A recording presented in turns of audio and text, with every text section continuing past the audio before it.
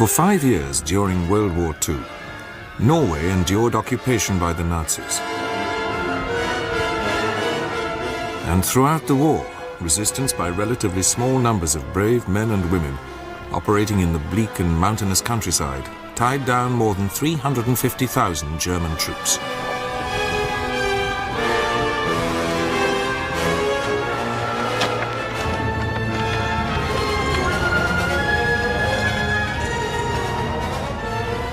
Theirs was a war of small actions and narrow escapes. The threat of capture, torture, and death was constant. Many acts of heroism went unreported, while the Germans were kept under constant surveillance and threat of attack.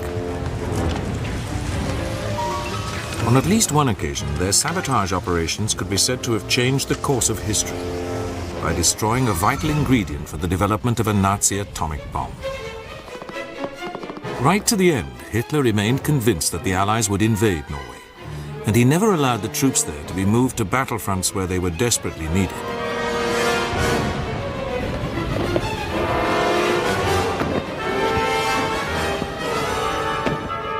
The Gladiators of the Norwegian resistance played a little-known but nonetheless vital part in ensuring Allied victory.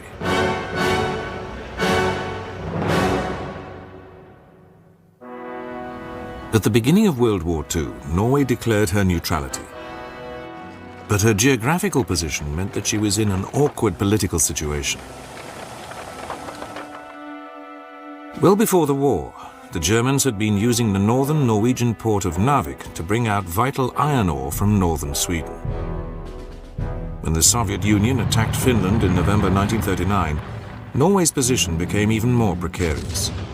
For the Finns fought off the initial Soviet attacks, and Britain and France wanted to send support to help them against a country then allied to Nazi Germany. They planned to use Narvik for this, but on the 13th of March 1940, just as the Allies finalized their plans, the Finns surrendered. The excuse for British and French intervention had gone, but in the meantime the Germans had also been plotting.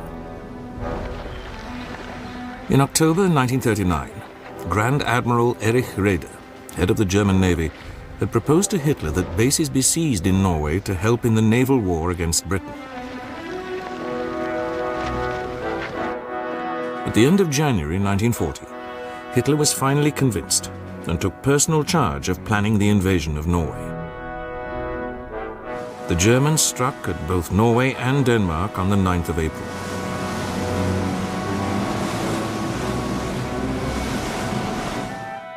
They made seaborne landings at most of Norway's major ports, while paratroops seized the airfield at Stavanger.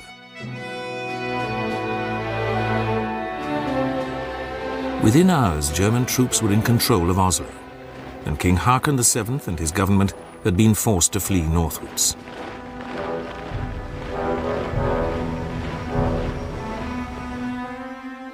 The Allies countered with landings in the north, aiming to drive the Germans out of Narvik and to seize ports further south.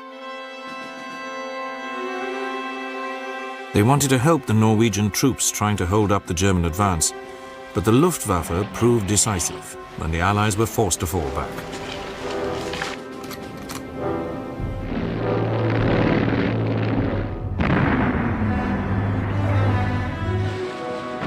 By early May, the only Allied forces left in Norway were those which had driven the Germans out of Narvik. And these were also withdrawn when the German blitzkrieg overwhelmed France.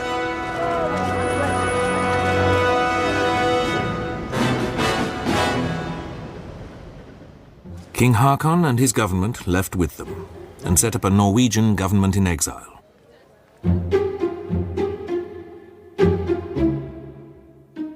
His broadcast to his occupied country helped to show that all was not lost. While the Germans installed a Reichskommissar and a puppet Norwegian government under Vidkun Quisling, who had formed the neo-Nazi National Unity Party before the war.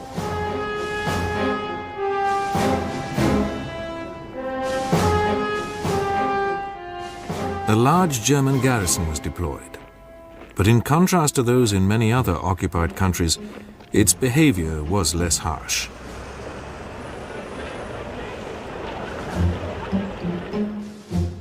Nevertheless, resistance in Norway soon began, with the king's name forming a symbol of defiance. At first, it was small local groups, but grew steadily into a nationwide organization, Milorg. Its leaders decided to prepare to support an eventual Allied invasion, but that any premature sabotage would put the population at too much risk. Other Norwegians were determined to get away and take a more active part in the war.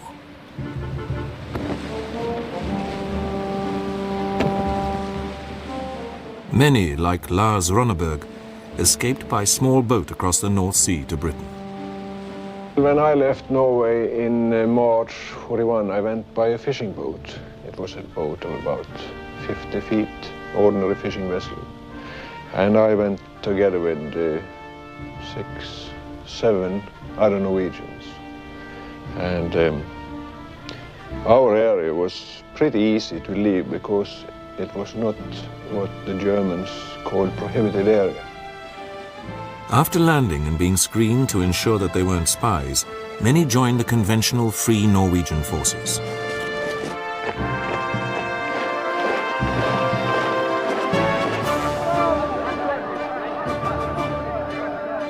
But others were recruited as agents by less conventional British organizations like SOE, the Special Operations Executive, or the Secret Intelligence Service, SIS. Their instructors, such as Colonel Charles Hampton, found them enthusiastic, but not always very careful. It's security, which is one of the main things we had to teach Norwegians, because they were a little naive when they came first, and, you know, they rather took the line when you chased them on an exercise, and you surprised them. Of course, we wouldn't do that in Norway, because this is the very thing we said, well, you've got to do it here, I mean, so you don't do it in Norway. Nevertheless, on the 5th of September 1940, a fishing boat set off back to Norway from Scotland. On board were 4 Norwegian radio operators who had been trained by the SIS. Their aim was to set up radio stations in Trondheim and Oslo to send intelligence back to Britain. The radio spies' first attempts to establish contact with Britain failed, but soon station Skylark B in Trondheim began to send back a steady stream of information. Within a few months, this enabled the Royal Navy to win a vital victory.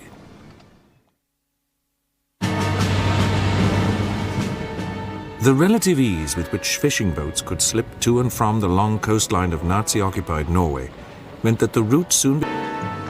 None of the agents sent in, like Oluf Reed Olsen, had any illusions about the risks they were running. The other guys wouldn't. They had the same wish that if anyone was hurt, we should shoot him. Just think what would happen to anyone of us being caught. Steadily, the number of ports under constant observation increased.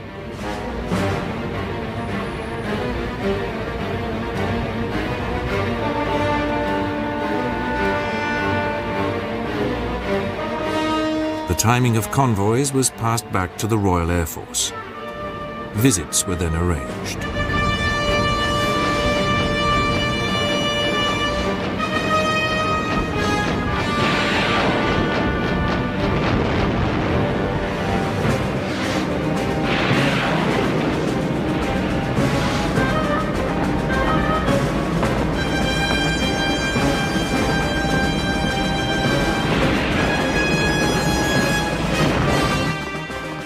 The radio spies' first major coup came on the 22nd of May 1941, when they reported the arrival of 3 German destroyers at Trondheim.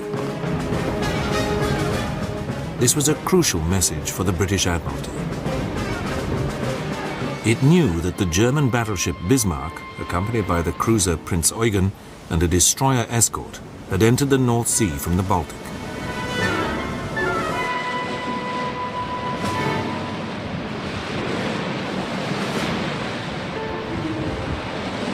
and air reconnaissance had shown that they had put into the Norwegian port of Bergen. But poor weather meant that the British could not tell whether the ships had left again. The radio spy's message confirmed that Bismarck had left her escorts and was at sea once more, trying to slip out to ravage the convoy routes in the North Atlantic. The home fleet was deployed, and 5 days later, Germany's most powerful warship was brought to bay and sunk.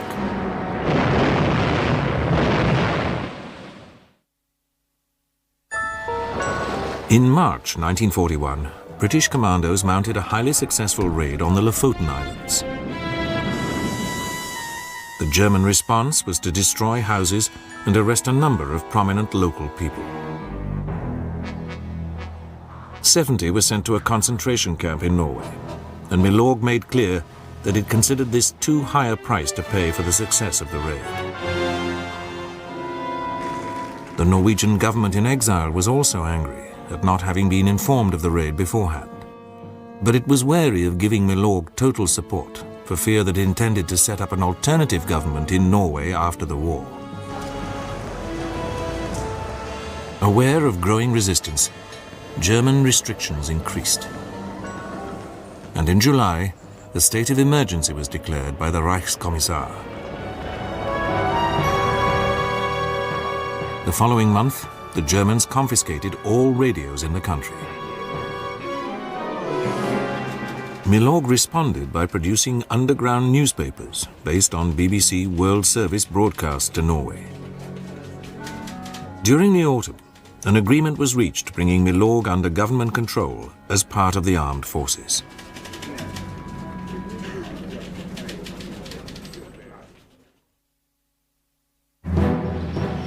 The military importance of Norway was radically increased in June 1941, when Hitler launched his invasion of the Soviet Union. Within weeks, the first convoys had sailed from Britain to take military assistance to its new ally.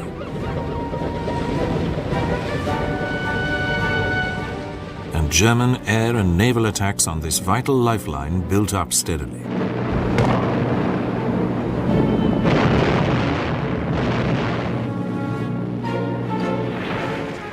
The general feeling of crisis was kept on the boil at the end of 1941 by further major British commando raids on the Lofoten Islands and the port of Vagsø.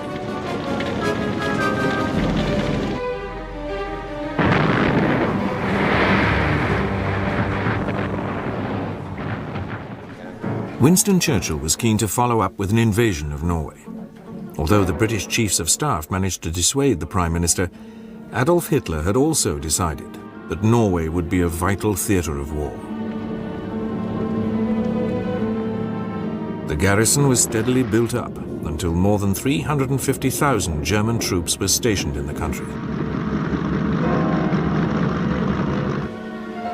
Milorg increased its sabotage operations to keep them occupied.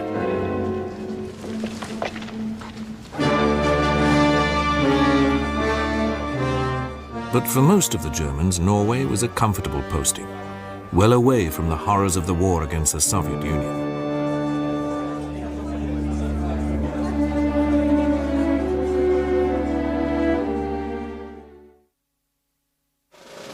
For the Norwegian resistance, one of the most important developments came in early 1942, when Hitler ordered the major surviving units of his surface fleet to northern Norway. The battleship Tirpitz, Bismarck's sister, led the deployment, and the threat she posed to the Russian convoys became a major concern for British planners. Monitoring the whereabouts of the German fleet in the distant and isolated fjords became the main task of the Norwegian radio spies. Their surveillance activities were expanded, with radio stations along the length of Norway's 2,000-mile coastline. The activity of the Shetland bus increased, and men such as Bjorn Råholt often had to take appalling risks to get into restricted areas. Getting a radio transmitter installed at the German-held Agnes fortress, of course, was a bit of a headache. But it was solved in this way that I was fitted out as an insurance salesman with false papers, which the only correct thing about it was it said agent on it. And I simply took the coastal steamer out to the Agnes fortress and walked off the steamer and straight up to the commandant's office. And I explained to him that I had arrived that morning from Oslo on the night train, and I simply did not have time to get the special papers which were necessary to be permitted to enter the fortress. And here are my credentials, and would he please give his personal permission for me to go around and see my Norwegian clients. And he jokingly asked me if I wanted to make an insurance policy for him, and I told him that no, as a matter of principle, we never take risks on German naval officers, and he thought this was a huge joke, and he gave me his permission. We then parted, and I went to see the very brave man, Magne Hassel, who had promised to operate the transmitter. For almost 3 years, the German ships were tracked as they moved from hiding place to hiding place.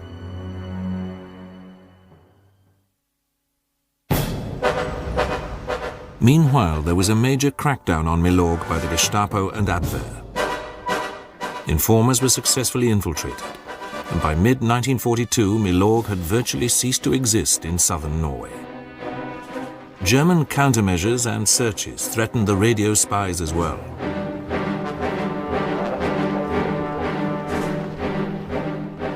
Olaf Fried Olsen and his team had a lucky escape.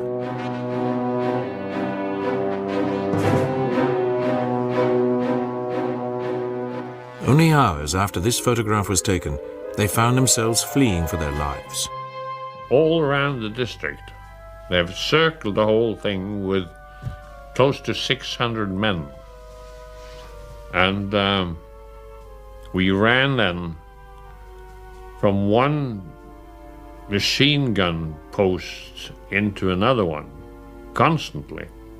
And of course they started firing like mad, and then we had these running patrols after us.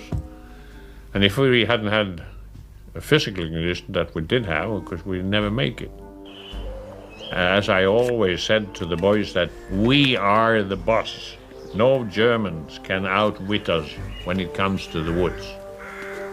While the Germans and the police cars were running all the time up and down the valley, we took the ordinary bus in to town.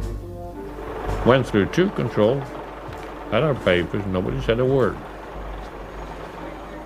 So by doing what they didn't think we would do, certainly saved us that time. In a desperate attempt to destroy the Gestapo's records, RAF Mosquitoes made a daring low-level attack on its headquarters in Oslo on the 25th of September 1942. One bomb struck home, but failed to explode.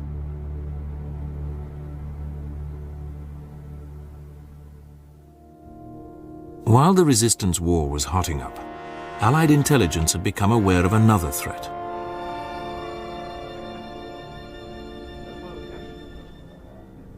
One which had the potential to win the war for Hitler.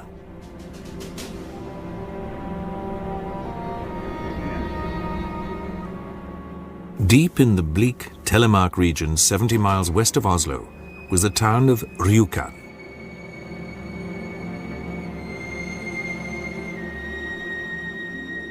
Disturbing reports were being received that the hydroelectric plant at nearby Vermork was playing a crucial role in Germany's race to develop an atomic bomb. As a byproduct, the plant produced heavy water, deuterium oxide, a vital element to control nuclear reactions within a laboratory.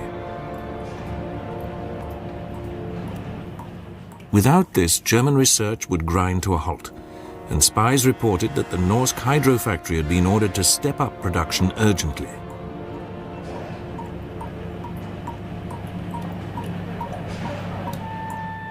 The information landed on the desk of Lieutenant Commander Erik Welsh, who was in charge of the Norwegian section of British intelligence.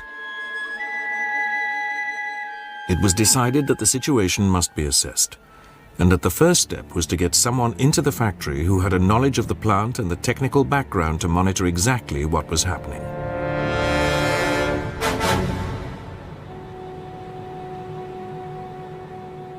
The ideal man was soon found. Einar Skinnaland had recently escaped to Britain. He came from the Ryukin area and was a hydroelectric technician. He was also an expert skier and amateur radio operator. After hurried briefings, Skinnaland was dropped back into Norway on the night of the 29th of March 1942. He managed to get a job with a construction team at the Norsk hydro plant, and his report soon made it clear that the production of heavy water must be disrupted. British intelligence was instructed to do so. A four-man team was chosen from Norwegian volunteers, among them Jens Anton Poulsen, who later became a general in the Norwegian army. We were called into Colonel Wilson's office, I remember, and he gave us the outline of the operation and so on. But the thing I remember is that he told us that if the Germans get hold of the heavy water, or he didn't know what they were using it for, but if they get hold of it, they would be able to blow up the whole of London. The team, codenamed the Swallows, was infiltrated by parachute into the Telemark area in October 1942. They would guide the main group of paratroop engineers who would arrive by glider. Once the team reached Ryukan, they contacted Skinnaland, who warned them that the Germans had recently reinforced the guard at the plant. The Swallows informed London of this, but the glider operation went ahead.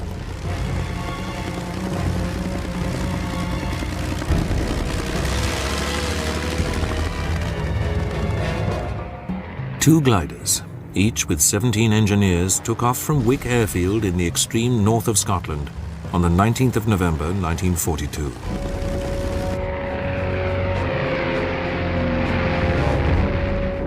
Operation Freshman was a disaster.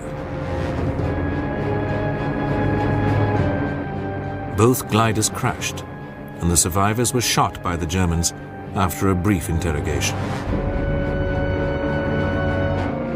It was not until after the war that their bodies were exhumed and the full details of the mass murder were revealed. The four Swallows, isolated and short of food, went to ground. They must survive through the bitter winter until another attempt could be made on the plant.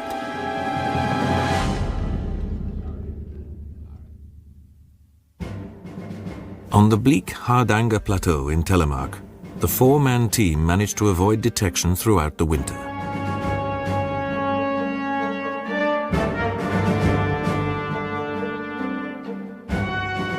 Klaus Hellberg remembers the extremes they were reduced to. We hadn't much food left, so we were anxious. I remember we started digging into the snow to get moss.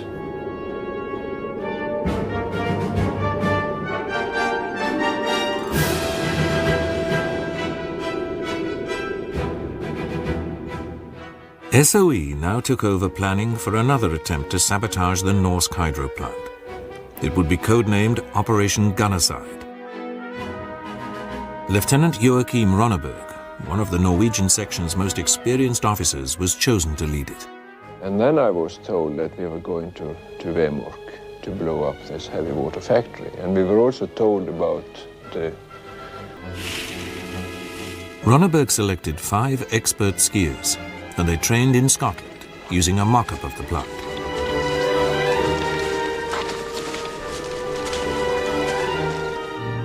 On the 23rd of January 1943, the new team took off by bomber to be dropped on the Hardanger Plateau, where the Swallows were waiting for them. The first attempt failed because the bomber crew could not spot the lights of the reception party. Ronneberg and his men had to wait for the next full moon to try again. This time, on the 16th of February, the drop went well. But high winds took them away from the landing zone, and it took several anxious hours to locate the Swallows.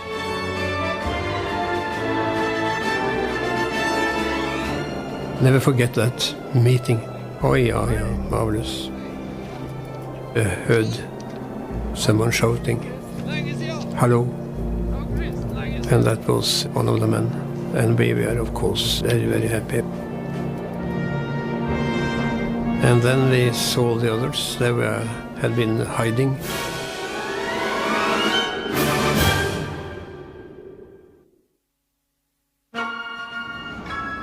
The Norsk hydro plant stood on the side of a precipitous gorge.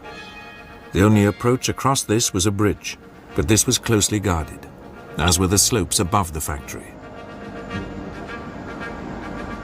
However, the Germans seemed to think that the gorge was impassable. Klaus Hellberg went to investigate.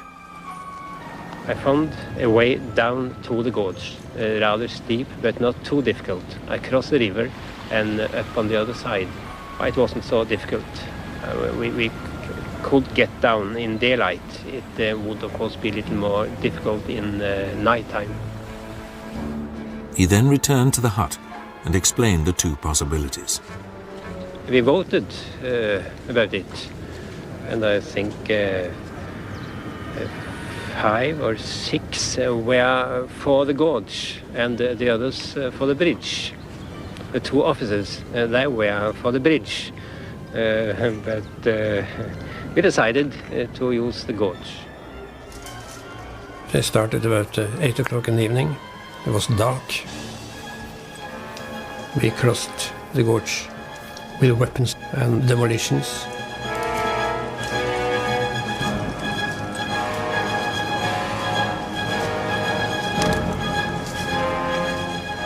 Shortly after midnight, they approached the perimeter fence of the plant. To their amazement, they spotted no sentries and were able to cut the single chain and padlock. The heavy water cells and storage tanks were totally destroyed.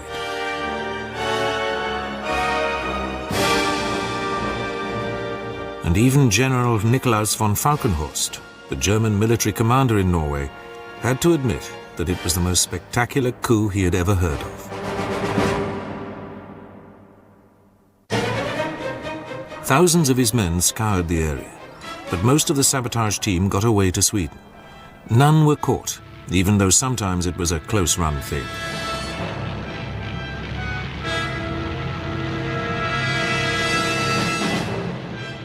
The remainder, including Klaus Hellberg, stayed behind to plan further raids. A few weeks later, as he approached one of the supposedly safe houses, he momentarily let down his guard. I was relaxed. I was glad to be by myself. So I loved it. The sun, good skiing conditions. When I got there, I saw lots of ski tracks outside the hut, and I was rather suspicious.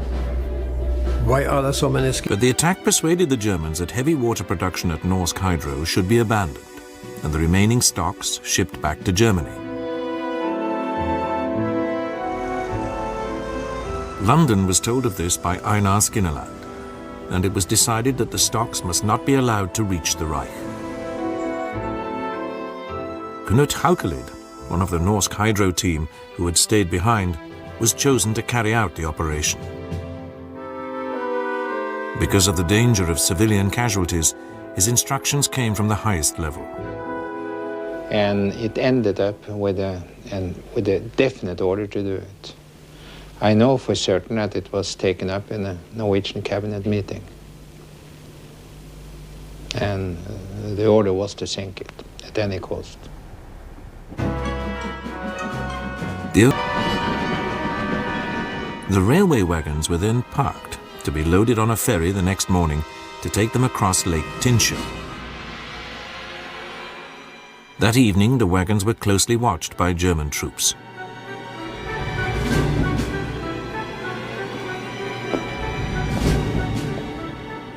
But they had forgotten to guard the ferry, and Haukelid seized his opportunity. We just walked aboard the ferry in the middle of the night, got around the Norwegian watchman who was there, and went down into the villages and lay laid a delayed charge which would sink the ferry. Next day, the 20th of February 1944, the heavy water wagons were shunted on board.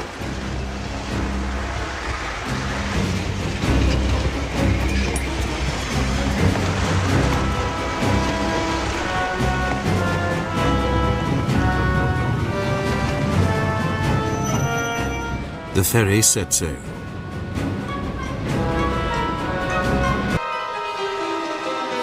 It was the end of Hitler's dream of building an atomic bomb. Throughout the operations against Hitler's atomic plans, the radio spies continued to monitor the movements of German warships in Norwegian waters. The battleship Tirpitz remained their major target. And during 1942, the RAF made a number of bombing attacks on the ship. None was successful in damaging her.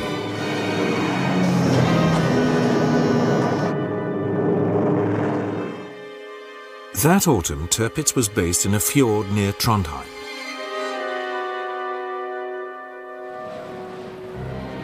The Royal Navy now came up with an ingenious plan to attack her using their new chariots, torpedoes with a two-man crew, and a removable warhead.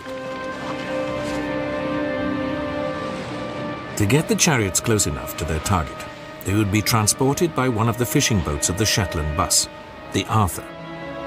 In command was one of the Norwegian Navy's most experienced skippers, Leif Larsen. The Arthur set out from the Shetlands in October, with 2 chariots lashed to the deck and their Royal Navy crews hidden below.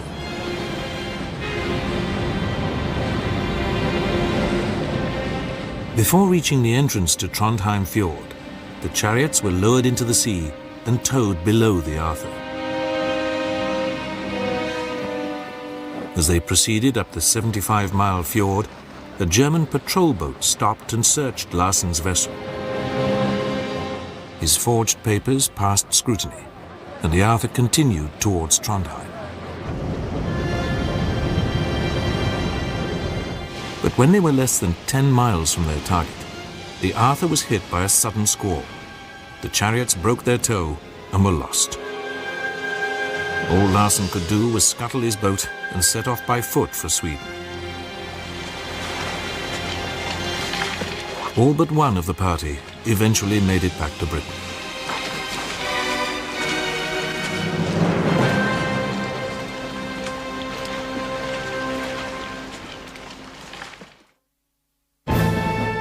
Undaunted, the radio spies continued to report on the Tirpitz and the other German warships in Norwegian waters. And using their information, another attempt to cripple the Tirpitz was made in autumn 1943, this time using midget submarines called X-craft.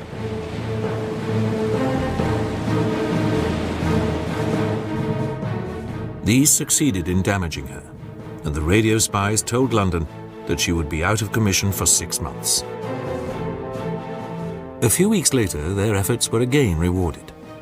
On Christmas Day 1943, the battle cruiser Scharnhorst sailed from Altenfjord, and a signal from the radio spies alerted the British home fleet.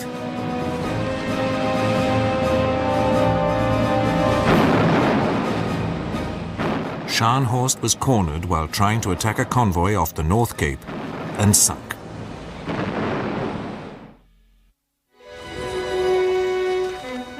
Despite the disastrous sinking of the Scharnhorst, 1944 opened well for the large German garrison in Norway.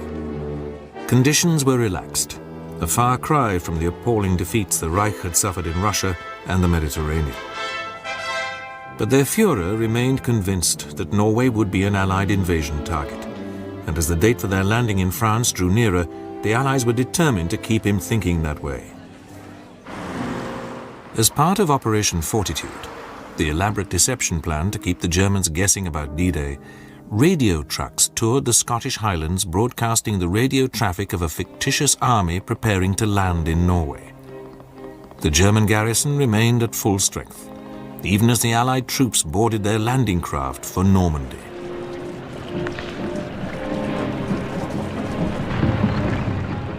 As they did so, the Norwegian radio spies were given a new and urgent job. For the Allied landing was being threatened by storms sweeping in from the Atlantic. Information about the weather patterns in Norway was urgently needed to predict whether D-Day could go ahead. By now, Olaf Reed Olsen was a much wanted man, with many aliases and a substantial price on his head.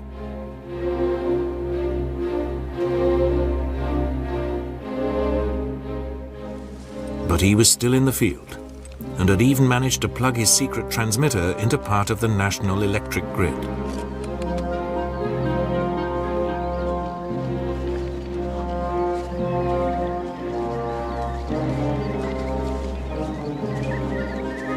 We had a message saying that please send weather reports every hour. Well, it started every second hour and then every hour.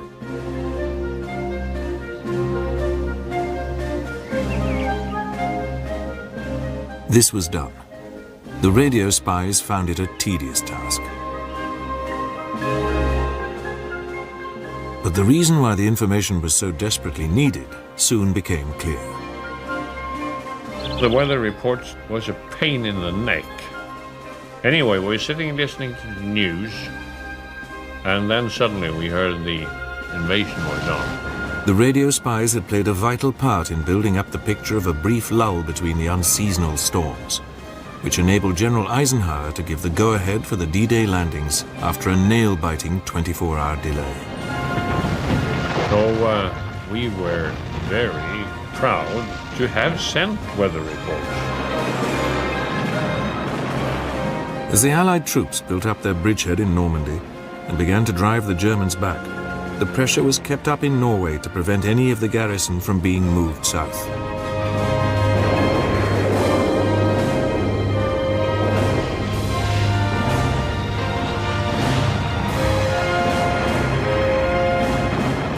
The air attacks on coastal convoys increased.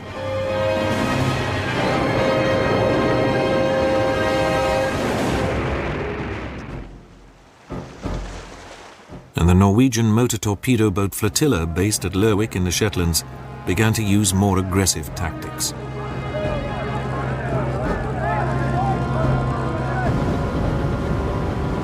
The crews made frequent crossings of the North Sea.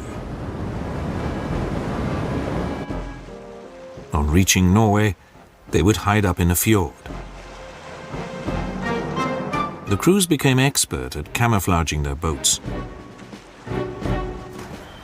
Local resistance men told them of shipping movements and provided other information about enemy activity. Attacks from these hidden bases added to the pressure on the Germans.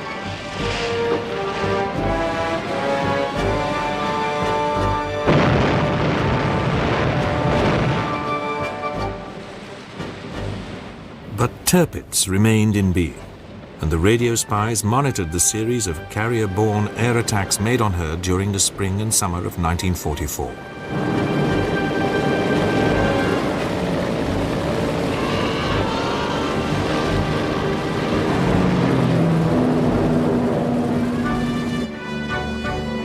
They were able to tell London that even though the Fleet Air Arm planes scored hits, they were not sufficient to knock out the German battleship.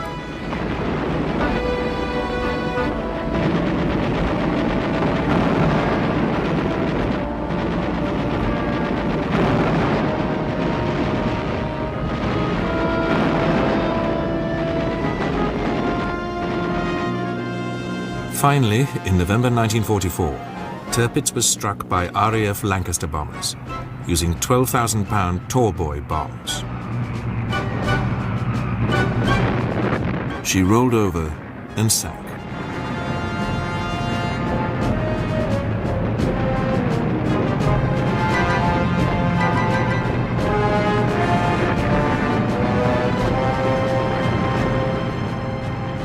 A threat that had obsessed the Royal Navy for almost 3 years was ended.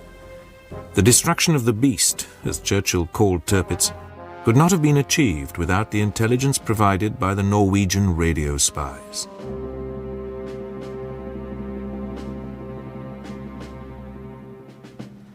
But all the while, the Norwegians were only too aware that the Allied strategy was a direct advance into Germany across northwest Europe. The Nazi forces in Norway would be left to wither on the vine. There would be no direct help for the resistance until German forces elsewhere surrendered. Milorg increased its sabotage campaign. One of their more imaginative projects was to contaminate fish bound for Germany.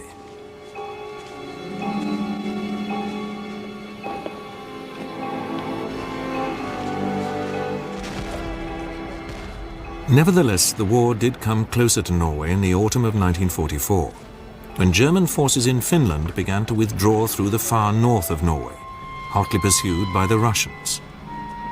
As the Germans withdrew, they laid waste to the area.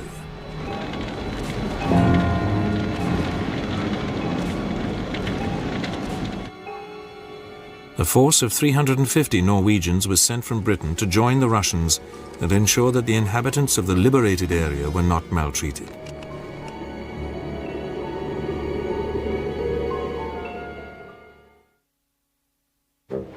With the end of the fighting in Europe in May 1945, Milorg's moment finally came. Its 60,000 members took the surrender of the German garrison, now swollen to 365,000 men. A single Norwegian in civilian clothes and wearing an armband took the surrender of the German garrison of Oslo. And British airborne forces were quickly deployed to Norway to help disarm the Germans.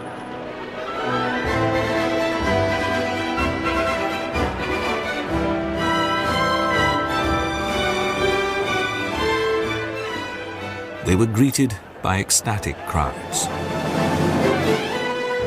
It had been a hard and frustrating 5 years.